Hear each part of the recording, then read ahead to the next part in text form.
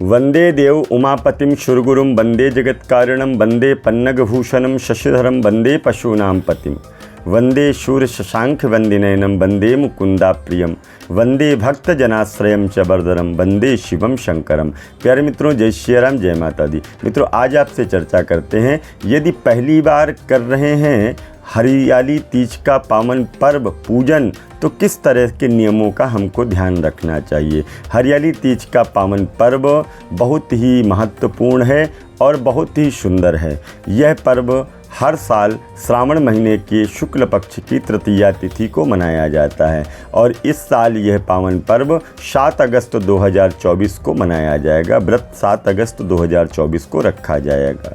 यह व्रत भगवान शिव और माँ पार्वती की पूजा के लिए समर्पित है। ऐसा कहा जाता है, इस व्रत को करने से पति की दीर्घ आयु होती है, सौभाग्य अखंड होता है और साथ ही सौभाग्य की प्राप्ति भी होती है।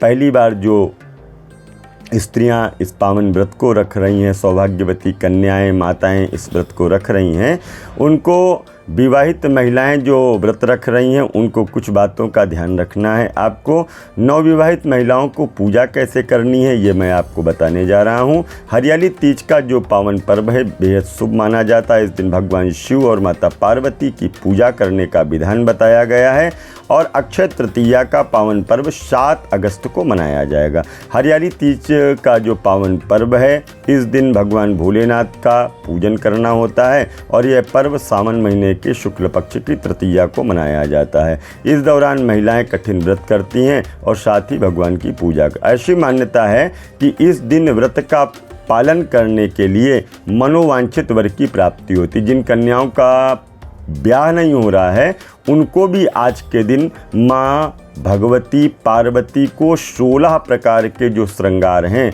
जो षोडश श्रृंगार हैं, उनको समर्पित करना चाहिए। नवविवाहिताओं को भी भगवान का पूजन करना चाहिए। पहली बार व्रत रख रहे हैं तो ब्रह्म मुहूर्त में उठ करके आपको स्नान इत्यादि करना है। इसके बाद हरे रंग के वस्त्रों को आपको धारण करना है। 16 श्रृंगार आपको भी करना है।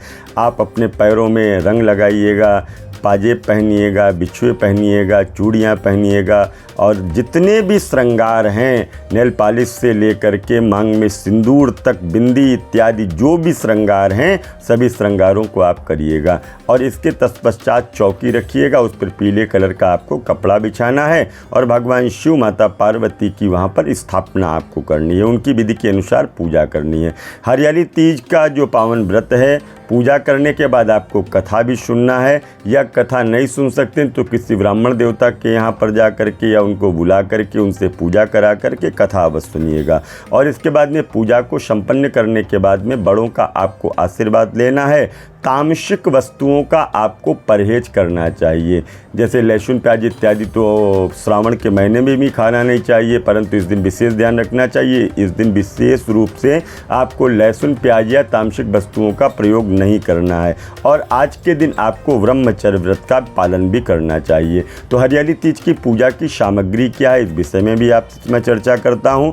तो हरियाली तीज की पूजा की सामग्री के लिए सर्वप्रथम एक चौकी चाहिए, पीला कपड़ा चाहिए, केले के पत्ते चाहिए, कच्चा सूत, नए वस्त्र भगवान और माता को चढ़ाने के लिए, बेल पत्र है, भांग है, शमी पत्र है, जनेऊ है, सुपारी, कलावा, अक्षत, घी, कपूर, अबीर, गुलाल, श्रीफल, श्रीफल का मतलब है नारियल, चंदन, गाय का दूध, गंगा जल, दही, चीनी, शहद, पंचामृत और देवी पार्वती को अर्पण करने के लिए एक हरे रंग की साड़ी और 16 प्रकार के श्रृंगार। सुहाग के श्रृंगार में आपको विशेष ध्यान रखना है। सिंदूर जरूर होना चाहिए, बिंदी जरूर होना चाहिए, चूड़ियाँ होनी चाहिए, महावर जो रंग पैर में लगाया जाता है वो महावर होनी चाहिए और इसके साथ साथ में कुमकुम, कंघी, बिछुआ, मेहंदी, इत्र इत्यादि उस श्रृंगार के सामान में अवश्य होना चाहिए। मित्रों, अगर आप चाहते हैं किसी भी तरह का कोई पूजा पाठ या अनुष्ठान तो आप हमसे संपर्क करिए।